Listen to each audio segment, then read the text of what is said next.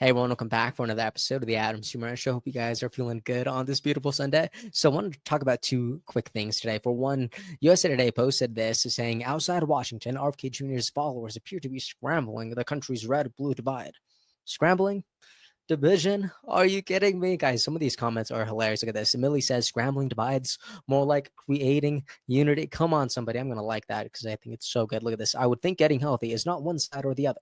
It should be a political. Please. Another person says, interesting way of explaining unity.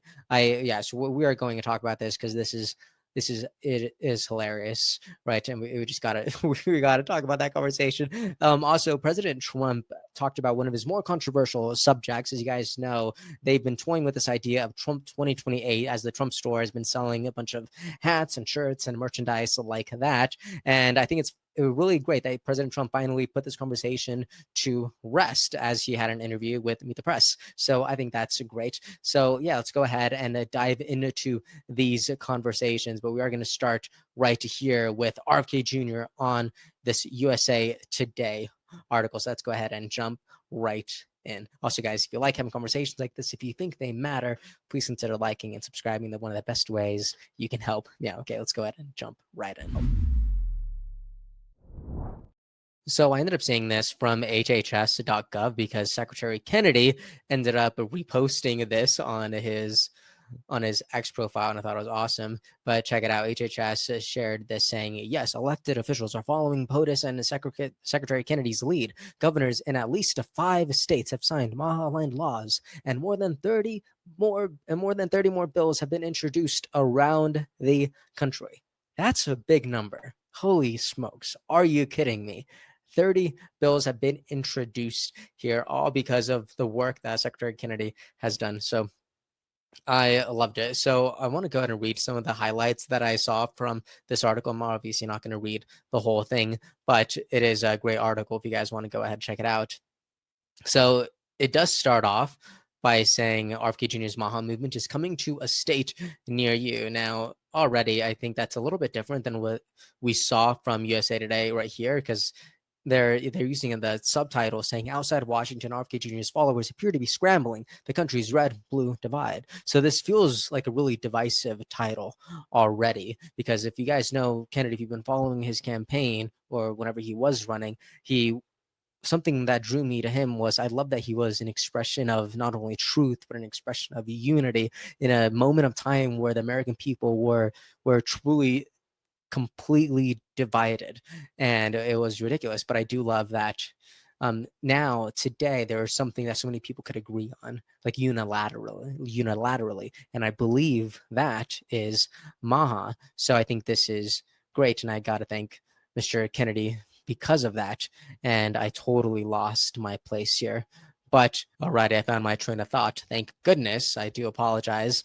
But USA Today writes, Robert F. Kennedy Jr.'s Make America Health Again movement, which focuses on ending what President Donald Trump's health secretary caused the chronic disease epidemic, is finding success in state capitals as lawmakers and governors take up or oppose the health-related measures ranging from vaccine advisories to food safety. But look at this. They spend so much time here talking about the MAHA supporters. And I think this is great because look at what they say here. But Kennedy supporters aren't following a simple partisan formula. No, they're not. You want to know why?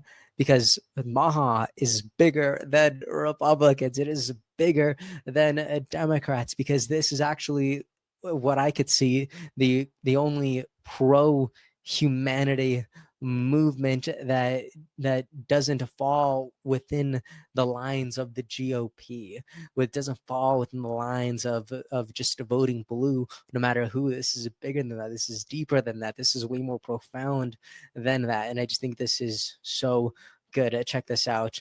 One person writes, it was exciting because he's actually addressing the giant elephant in the room of humanity. She says, like America is sick, and someone's finally pointing it out and then saying, what are we going to do about it? This woman is talking about Kennedy because apparently they met when he visited her state to celebrate the passage of the bill and the ban on artificial food dyes in Utah. That's just incredible. And it's true. Like, I don't know how many people are so like Kennedy, who's just not engaging in any of the other political drama that almost has nothing to do with food, because he's just focused on his very clear North Star, which is simply making America healthy again any way he knows how. And I think it's just great. Check this out. One person writes, the entire idea of natural health and natural living and getting chemicals out of food used to be completely a liberal perspective, he said. And now suddenly it's one of the most amazing shifts we've ever seen.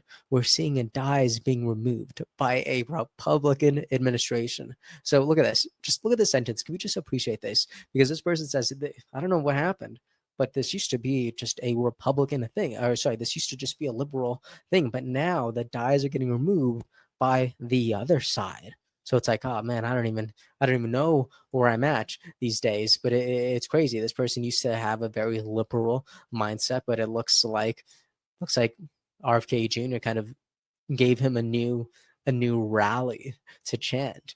And I gotta agree. So I've heard this story so many times as I've been doing this for a while now, and I just think this is great. USA Today continues saying the policy team at MAHA Action is primarily focused on the health-oriented bills at the state level because that's where U.S. health policy is made, said Victory. He said the incredible success of MAHA movement at the state level is applying immense pressure on the U.S. Congress to follow suit. The organization is currently working with members of both parties in Congress to co-sponsor future bills. Victory said while declining to identify what legislation or which Democrats the organization was working with. So a lot of people in my comments are like, oh man, well, like, why are they just doing it at the state level? If they do it at the state level, like everything could be completely undone in the next administration.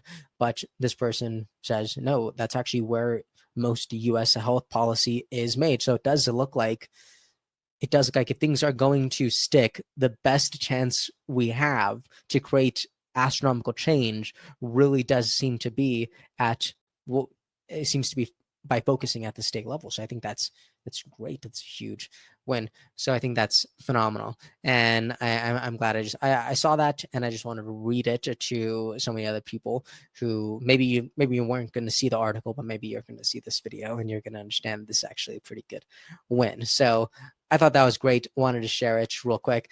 Before I play this video with President Trump as he's talking to Meet the Press, I do want to tell you guys, check out ADMITS, please. I work really hard on it. I think it's an amazing service. It's for people who don't like to have their head completely stuck in the news water all the time, and they just want to know what's going on a little bit past the headline. And I think it's good. So go ahead and check it out. It's completely free to sign up. And yeah, so here is President Trump talking about 2028. All right, a lot of people were joking about it. Some people thought it was serious, but at the end of the day, we just needed to hear it from President Trump, and President Trump decided to give everyone his thoughts on it. So check this out. The Trump organization is selling hats that say Trump 2028. Yeah. Are you seriously considering a third term, Mr. President, even though it's prohibited by the Constitution? Or is this about staying politically viable? I will say this. So many people want me to do it. I have never had requests so strong as that. But it's something that, to the best of my knowledge, you're not allowed to do. I don't know if that's constitutional that they're not allowing you to do it or anything else, but there are many people selling the 2028 hat. But this is not something I'm looking to do. I'm looking to have 4 great years and turn it over to somebody, ideally a great Republican to carry it forward. But I think we're going to have 4 years, and I think 4 years is plenty of time to do something really spectacular. The Constitution does prohibit it. Some of your allies are pretty serious about this, though, Mr. President. I've spoken to them. They say they are coming up with potential ways. Well, obviously, the biggest one would be a constitutional amendment. That's because they like the job I'm doing, and it's a compliment. Has anyone in an official capacity presented you with, sir, here are some ideas by which you could actually get a constitutional amendment? In a capacity of being a big supporter of, many people have said different things, but I'm not looking at that. You have built a political movement that has transformed the Republican Party. Industry. It's transformed the country, quite frankly. Political movement in history, MAGA. Make America great again. When you look to the future, Mr. President, Do you think the MAGA movement can survive without you as its leader? Yes, I do.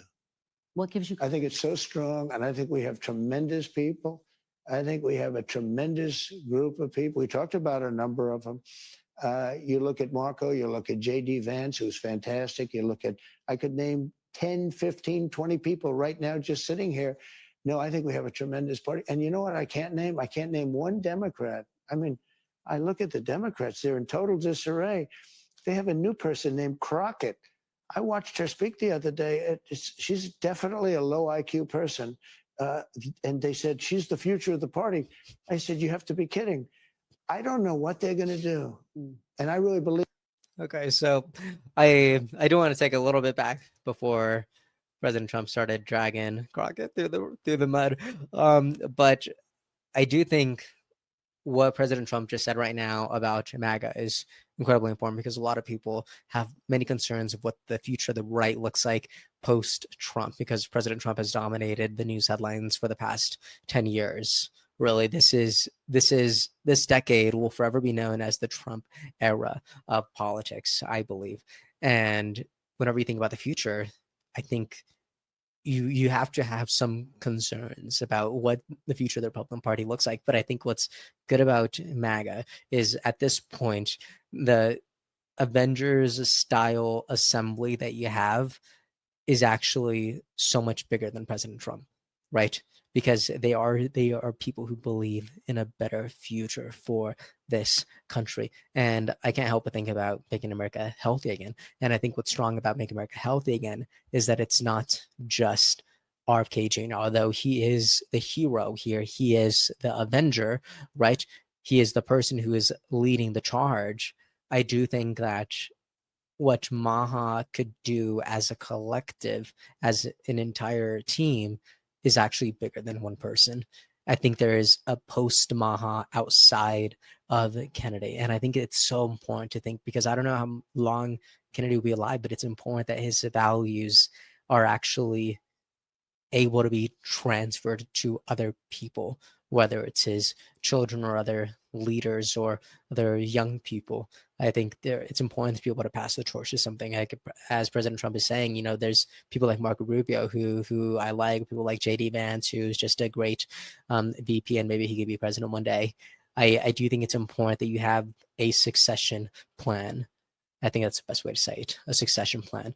I think Kennedy's awesome, and I think MAHA is awesome. But when you think about how this movement will look decades and decades to come, I think, of course, you got to think succession plans. So anyways, that's all I wanted to share. Let me know what you thought about this. Let me know what you think about the not so Trump in 2028, but maybe we got Vance or Rubio. Some people still want Kennedy, Tulsi. There's a lot of great options for 2028, and I would love to know what you think about all that. And let me know what you think about this article that we saw from USA Today. And I will see you all next time. Also, guys, please consider liking and subscribing. It's one of the best ways you can help me out. And if you guys really want to be some diehard supporters of what we're building here, check out ADMITS. I really like it's big news in tiny sized bites, and I just think it matters. I think it's a real service that could provide a lot of value to a whole ton of people. All right, guys, thank you so much for tuning in. I will see you next time. Stay safe out there. Episode's over already? Geez, that was fast. Well, they say beautiful things do not last forever, but feel free to watch and listen to another one of these episodes if you're interested in those conversations as well. Also, this next part is huge. Make sure to obliterate that like and subscribe button and turn on the notification bell so you never skip a beat. I also have a newsletter where we dive into the news, politics, and ideas that shape our future. If you're interested in signing up, I'd really appreciate that. Anyways, that's the end of this episode. Thank you so much for watching and listening, and I'll see you next time.